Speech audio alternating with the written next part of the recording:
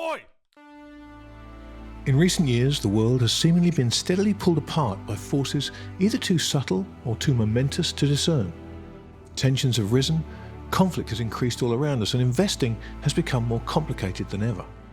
Much of that conflict seems to stem from a generational change as the baby boomers begin to retire and draw a curtain across their time in power, and the millennial generation begins to challenge the status quo.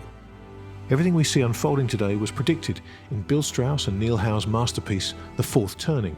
And so today, I'm travelling to Great Falls, Virginia, to spend a day with Neil and to try and understand what the raging generational battle for power in America and beyond might mean for the world in the years to come. Well, Neil, thanks for having me out to this fantastic little corner of the world. It's so beautiful out here.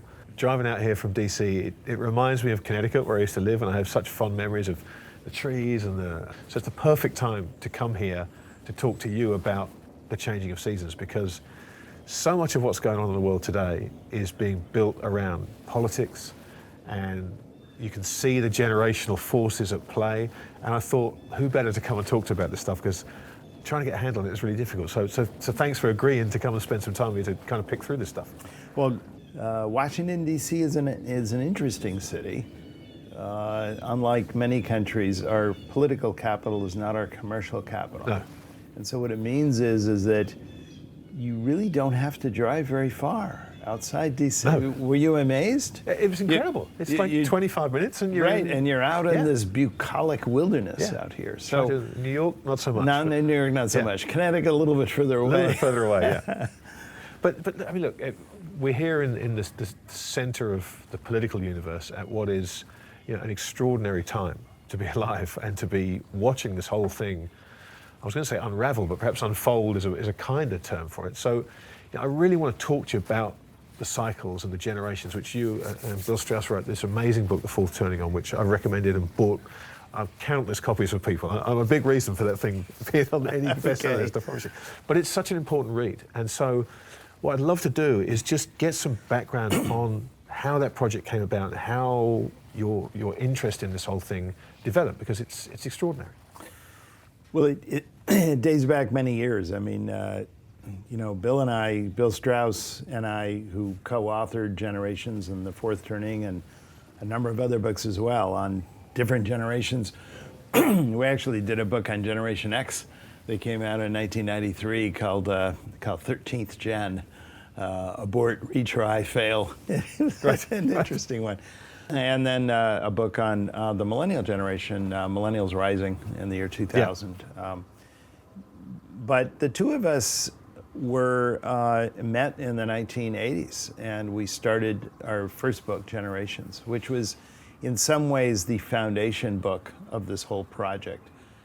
We had a different way of telling all of American history. It's an absurdly ambitious idea. Right.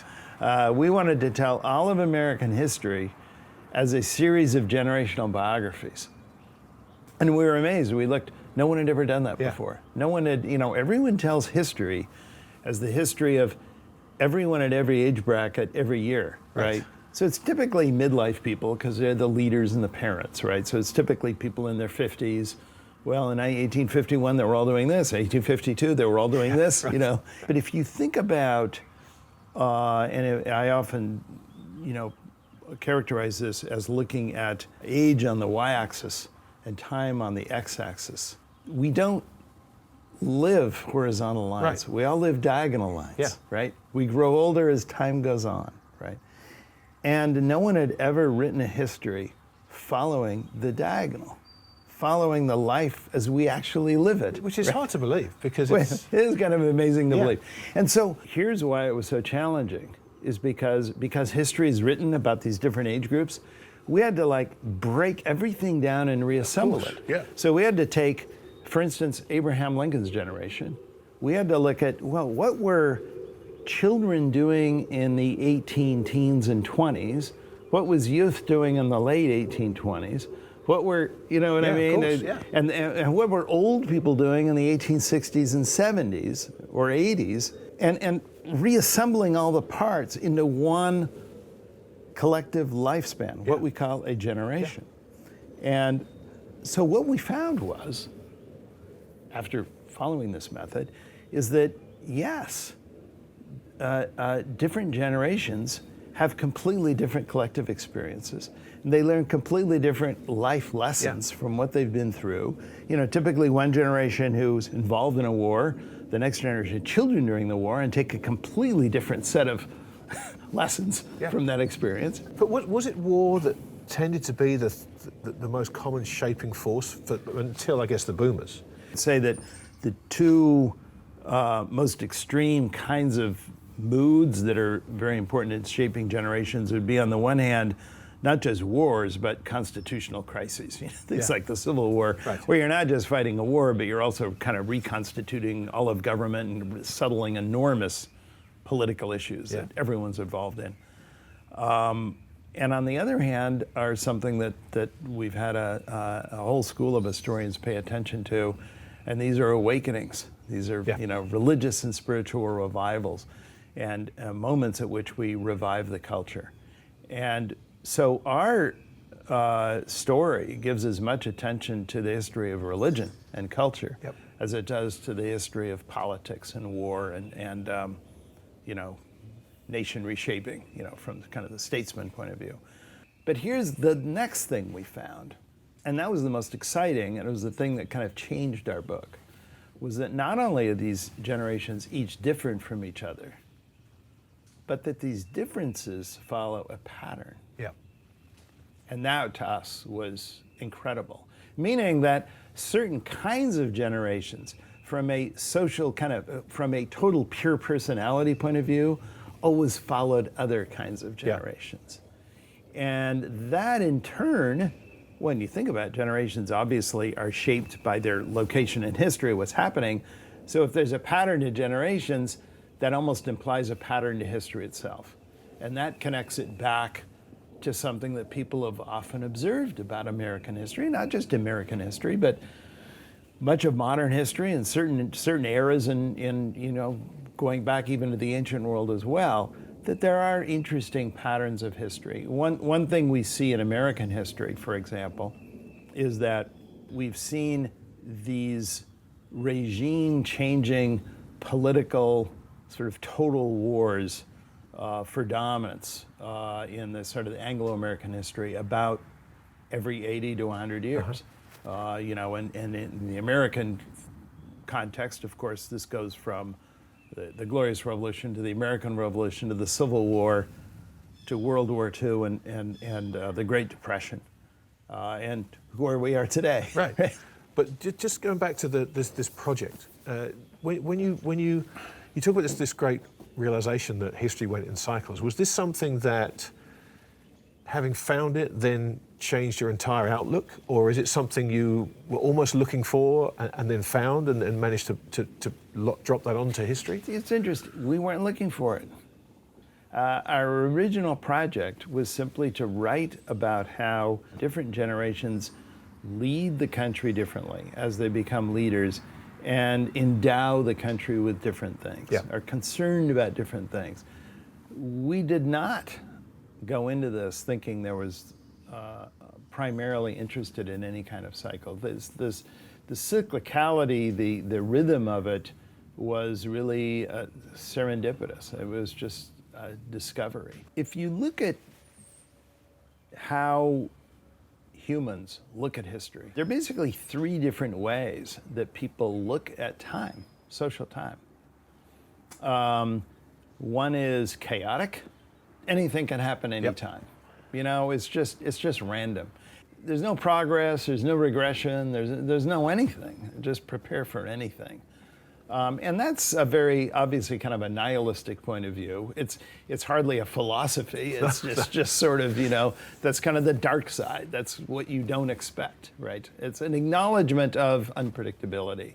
And I say from Generation X, I get a lot of that. Yes. Right? Just skeptical of everything, right? But I would say the two key ways of actually bringing order to history, as opposed to acknowledging randomness, is thinking of history as a cycle and thinking of it as linear. And I would say that view of history as progressive is now a big competitor to the cyclical view. And I'm not I'm not opposed to progress at all, but here's one of our central thesis of our book, and we talked about this in Generations. We also talked it again in The Fourth Turning, and that is, interestingly, as we believe in linear history, we can iron out all those cycles. Weather cycle, forget it. We'll all stay inside. Right. Dark light cycle. No, we got lights. We'll just illuminate everything. So all of those nasty cycles we can smooth out with technology. But interestingly, what we found is the more we try to smooth them out, the more we often exacerbate the very kinds of cycles we're trying to solve. And I mean, a great example is the business cycle. Well, I was just thinking exactly that thing. There was no business cycle in pagan times. Right. Well, why? Because business cycles are real with technology. You're building things that last. You have a capital cycle that lasts over time. Your optimism at this point results in investment in that point. We didn't have this problem before you had industrial. So, in other words, our effort to build things that last over time actually give rise to cycles, right? We have traffic cycles, but also we have consumer product cycles. That desire to smooth out those cycles. It's fascinating to me because it's, as I said, it's so clear when you look at history that these cycles exist. And so, what is it that drives us to try and smooth them out? Control, hubris. But this, particularly with reference to the business cycle, because this is key, I think, and has been. It's picked up pace since the 80s. With the Greenspan Fed, this idea of hubris and control. And look, I've never met Alan Greenspan, but I've met plenty of people that have. And when you mention the word hubris, it's something that resonates with every description I've had of him as a person. And this idea that we can control this. We can control a naturally occurring cycle that is built upon the hopes and dreams and mindsets of however many people are inhabiting the earth at the time and contributing to that business cycle. Surely that's completely fallacious. Well, I certainly think it is. And I say this, the broader you construe the cycle, the more fallacious it is. Right. In other words, there's some narrow sense in which you may be able to control a cycle. But typically what happens is more broadly construed, you give rise to, because the very act of hubris, right, means that your very overconfidence at doing that will lead to something else that will go wrong. Everyone fusses over the Fed, the Fed and central banks. Well, the yield curve, the steepness and the inversion is all the Fed. No, forget central bankers. Just look at the real dynamics of the business cycle. What happens after a recession? Lots of liquidity, still lots of fear. Interest rates are certainly low at the near end. But suddenly, people begin to acquire new confidence. People start issuing a lot of new long-term debt because they have new long-term projects. They have projects during the most recent recession they weren't doing. They got to catch up. So you can imagine quickly, and then people will invest in those things because near-term rates are really low. These rates are much bigger. They're going to make more money, and it looks like that's not going to change for a long time. So everyone locks in, and so you can imagine. And as this thing begins to speed up, so, more confidence begets more confidence. You got more people get employed, more people start spending, you get all these positive feedbacks, and then ultimately you have credit expansion that comes along with it. Then people begin to fear inflation that's coming along with it. That also pushes up the long end of the credit market, right? So the point is that you can see how early on in the business cycle, a steep yield curve is what you expect. Then go to the end of the business cycle. Well, what happens? All that risk is built into all the instruments now. Everyone's already employed, right? And everyone begins to feel that today is actually much better than the future, right? And so everything begins to tip this way. And as it tips this way, of course, then banks go out of business, or they can't really do much because they can't, transform maturities anymore. So there's nothing really in it for them to land. And one interesting, and I often tell people, one interesting way to actually track the steepness of the yield curve is a very simple indicator that the conference board tracks. And you could look at it, on any Bloomberg terminal. It's just take what consumers think about the economy today minus what they think about the economy, 6 months or a year down the road. Early in a business cycle, much better tomorrow than today. Late in the business cycle, much better today than tomorrow. And that exactly tracks the steepness of the curve. Central banks just accentuate it, which is actually a great case of us trying to stop the cycle by accentuating the cycle. Exactly right. But this is really interesting because when you talk about that and you describe the business cycle so simply and so clearly, and we all kind of innately understand that that's how the whole thing works, the very idea and the hubris, you've picked the exact word, of inserting a body to try and manage that. To what? To soften the downturns, okay. But to your point, we've been through all these downturns. They always end in exactly the conditions you describe, which is the green shoots, is the spring into the summer. It all happens. So this idea that we need that body in there to do that, and more importantly in the context of today, given what they've done, the damage they've done to that business cycle, because what they've essentially established is all those conditions that you described that happened at the end with low rates and people were able to borrow money, they forced that upon a world that wasn't really ready for it because it hadn't gone through that cleansing process post '08. How much damage do you think that does to the cycle? I'm kind of the amen chorus here. I think it accentuates it. And Hyman Minsky, who's became very popular, I think after 2008, the GFC, kind of kept in the closet for many years, and certainly become. Paul McCulley brought him out of the closet, as only Paul can. Yeah. Okay, there you go. But I think he really put a lot of focus on the notion of confidence itself. Yeah. And the notion of, in other words, low volatility and the idea of risklessness in itself encourages risk. And so you really see in that framework almost the necessity of one aiding and abetting the other. Now, to go from this business cycle context to a larger generational context, you can see what the analogies are, right? Imagine an entire generation raised at a time without conflict, without risk, right? What kind of lives are they likely to lead? What will they assume that the prior generation didn't assume? And that's why generations are important. Our location in history shapes our attitudes, our behavior, and the key for us is acknowledging how that shaping young is going to shape how that generation behaves the rest of its lives. And one of the fascinating keys here, and this is really to bring into focus, boomers, is that this kind of generation is so much of a pattern throughout history.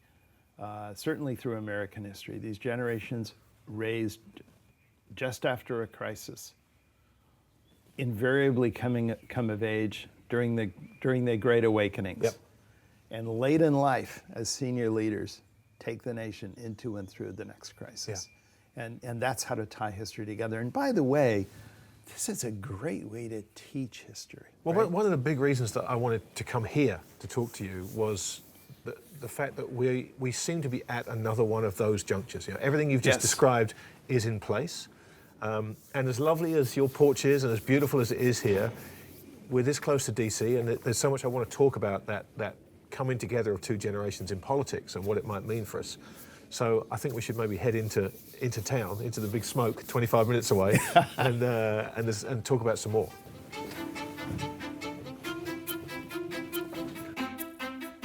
As secluded as it is, Neil's house was just a short ride away from DC, and that ride gave me a chance to ask him some questions unrelated to finance and politics. Tell me how a sun-kissed California boy ended up here on the East Coast. I grew up in a family of scientists, physical scientists. Right. So they were all astronomers and physicists, biologists. And, rebel that I was interested in religion and culture, other things. You go straight here. And that naturally tended to draw me to the East, ultimately for graduate school and everyone who's interested in culture and the humanities and the liberal arts, and so tend to sure. be on the East Coast. The California really has not much of a reputation.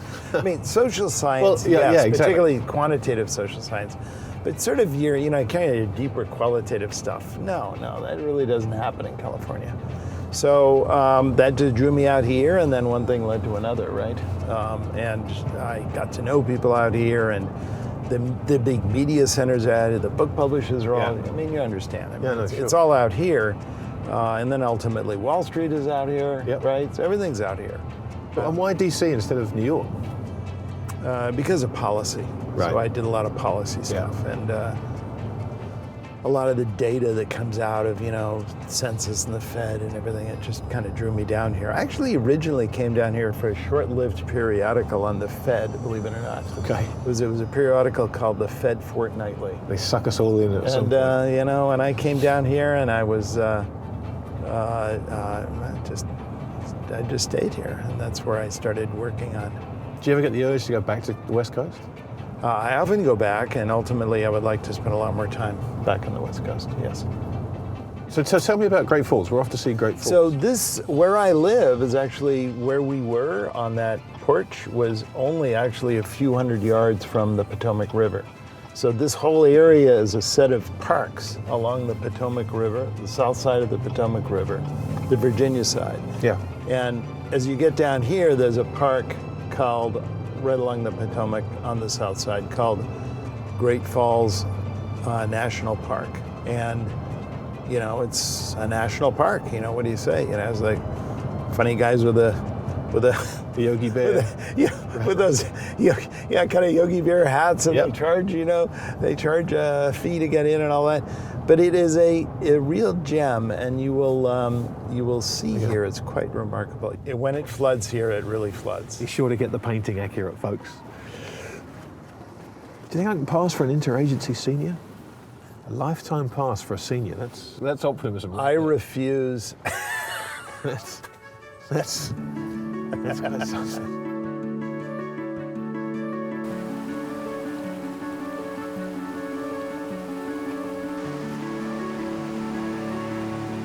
The various turnings identified by Neil and Bill Strauss are naturally reoccurring phenomena which, once discovered, are as predictable as the seasons. But within them, there's a great deal of unpredictability. So how do we determine where we are within the broader cycle? So Grant, I wanted to bring you here because there's something about this image of nature without restraint that says something about the cycle we're all familiar with, which is the seasons. Yeah. Right? Yeah. And when we think about periodicity in history, cycles in history, we sometimes think about physical inorganic cycles, like a planet revolving around the sun. And that can be solved analytically. I mean, we know exactly how long it takes. It's an equation with a solution, right? With a determinate solution. But most of the cycles we see in nature are organic. They're indeterminate. Yeah. These are what we now call, in the rubric of kind of, modern mathematics, modern social science, we call them complex systems. Right. And they have what are called strange attractors. That is to say, certain periodicities, we don't really know why they exist, but they do. Now, here we have the different changes in the seasons, obviously related to the, tilt of the Earth as it revolves around the sun. But we see many other kinds of periodicities in nature. We don't entirely understand all the complex systems. You think of the molting of a sparrow. You think of the budding of a flower. You think of just respiration as we take our breaths. All kinds of hundreds of feedbacks, biochemical and otherwise, that are determining how that's going to happen. You can't predict it absolutely. No, sure. It has no finite solution, but you kind of know. Yeah. All has to happen in a certain order, and it has a certain rough periodicity, or else you, Grant, stop living, right? So that's how many natural systems are. And I think that when we look about cycles in social life, in history itself, we're looking at the same kind of system. You just kind of have to observe it and find the strange attractors. And I do think that a lot of the work that Bill and I have done on turnings and generations and looking at these longer kind of social mood cycles are of that nature. We can look at the drivers behind them, and we can look at all the various manifestations, you know, in war and religion and community and risk-taking and all, you know, various phases they go through. But being able to deduce them in advance from the sort of molecular organization of the universe, no, we can't do that.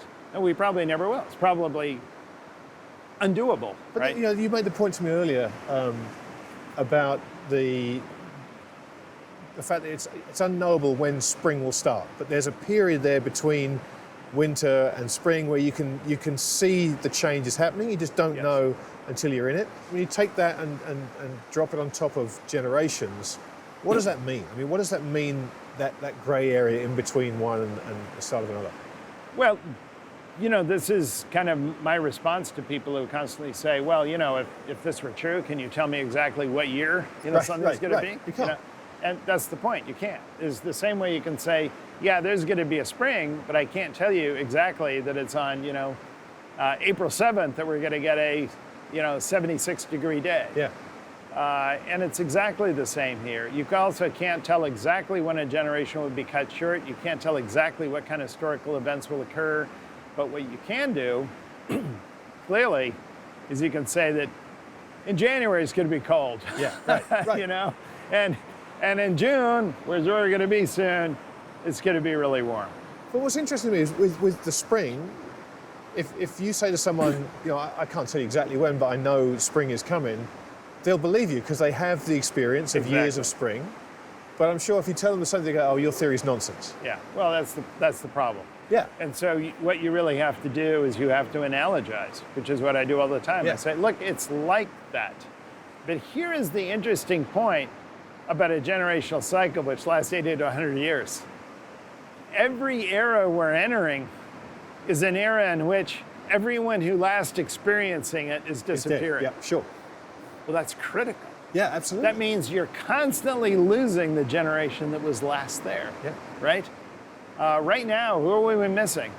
The GI generation, the greatest generation. We have all these ceremonies all the time. My God, we miss their valor. The big think generation, they're going to make all of this country do big things together. We miss them. Well, that's because we're moving into an era where the new generation is going to replace the role as junior citizens, as the senior citizens fade away, and that's exactly what we don't remember. So this is a constant lesson. You know, each awakening arises when no generation remembers the last awakening. The turning from winter to spring, I know what that looks like. Yeah. What is a third to a fourth turning? What does that look like? First, it's a worsening of the unraveling. So individualism, which everyone loves in a third turning, a lightly governed America, deregulated America, kind of a flourishing America in its individuality. Well, the old entrepreneur culture. Kind of the Ronald Reagan America, which I think in many ways lasted, you know, through the 90s. I mean, that was, I think, all the way to the 90s bubble and on into the 00s. I mean, it was really it was the era in which Generation X was coming of age, right? And really defined Generation X. And I think they take pride in that still today. You know, that they were the generation of individuals. They're all resilient. They're all using their own self as a resource. They don't care what other people think, all of that, right? Yeah. What happens is that begins to fray, and it begins to degrade, and it begins to get harsher and more distrustful, and anything that has to do with community is kind of devalued, right?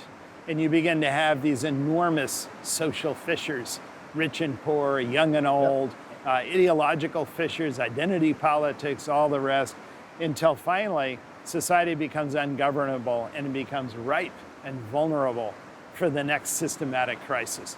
You know, whether it's the GFC or whether, as I think next time around, will be even worse, particularly given kind of the demographic and debt stressors we now face. But at that point, suddenly then, the real key point of the fourth turning, in the middle of the fourth turning, is when one side just takes over, right? Yep. And that's when everyone reestablishes community again. And you know, the losers are just pushed out to one side. I mean, look at the Civil War. That was a fourth turning. Right. We're sitting here, you know, right at the divide of the Civil War right here. You know, that was Those are Over Yankees there. on this side. Yeah. These are Confederates on this side. Well, what happened?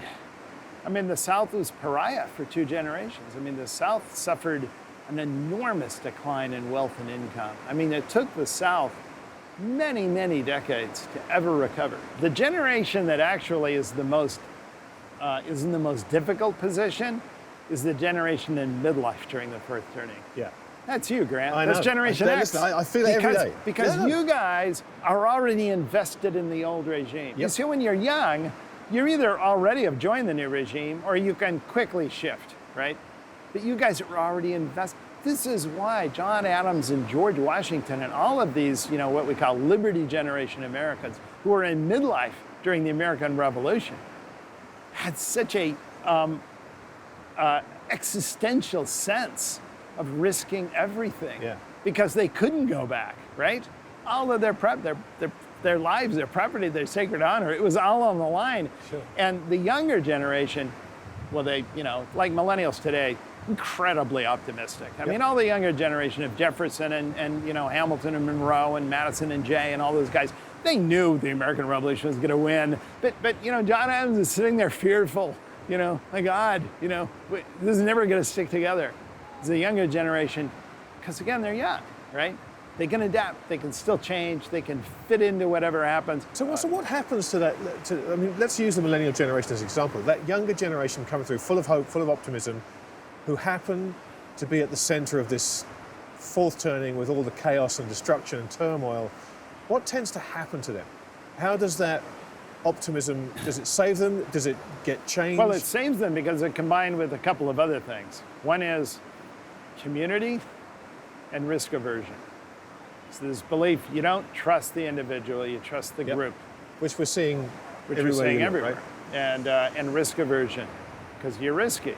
Remember, millennials have been told they're special since the time they were born. And that means special, take care of yourself, because everyone expects great things from you, and everyone, your parents and teachers and public officials all love you and really care about you. And so why take risks with yourself? Fourth turnings are so often seen as destructive. I mean, wars, financial that's how I think of panics it. and so on. That's how I think of it. Yeah, of course it's destructive. All this wealth is being uncreated, is being torn away. All of this obvious destruction of the old order, but it makes room for the new order. It makes room for the young. And one lesson about history is that one of the things that winter does is it kills everything back so new things can grow. That's why we have forest fires, so new plants have space to grow. Yeah. That's why it suddenly floods down here. It does the same thing through the Rio Grande. Why? So that clearing out all the junk. Well, and I think that's one very important point to remember. Fourth turnings, although obviously painful for everyone, particularly who's invested in the old order, serve a very necessary, almost biological function. That's the word. Well, we talk about institutions, and we're going to go to a place that is filled with them, not just American institutions, but global institutions, a lot of which were set up after the war. Absolutely. So, let's head into town, because there's a lot more stuff to see and talk about, for sure. Let's go to the nation's capital. All right, let's do it. In the next episode, Neil and I travel to Washington, D.C. to look at some previous fourth turnings and try to understand what lessons history has to teach us about how these momentous events changed the world. Look at this monument and you say, this is the birth of a golden age. But there's one thing we forget. All the golden ages of history always start with a huge crisis. And along the way, we'll talk with a man who's been at the very center of previous generational change in Washington, Dr. Harold Malmgren. It's not something we think about, but we are edging towards highly concentrated power in the hands of few. To me, it's oligarchies. I mean, we're looking a lot like Russia.